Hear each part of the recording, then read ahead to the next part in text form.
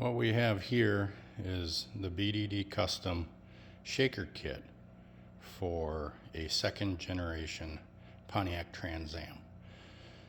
So if you have an aftermarket intake, aftermarket Holley carburetor, or Holley style EFI system, your shaker's probably not going to work.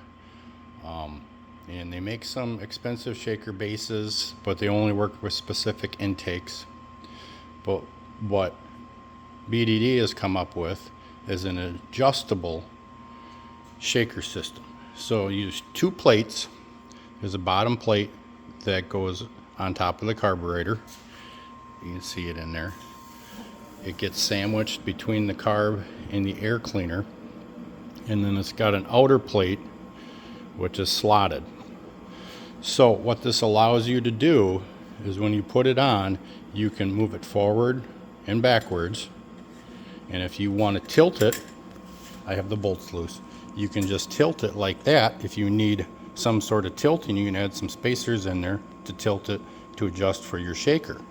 And you can also go up and down with it by adding spacers. So right now, compared to where the factory air cleaner sat, was 6.75 inches from here to the ring on the shaker.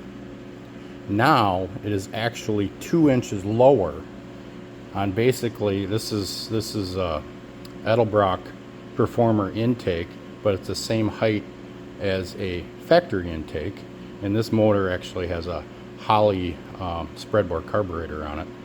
So what it allows you to do is you can change your intake to go to a taller one. You can change your carburetor to get rid of the quadrajet, and you can still run your shaker.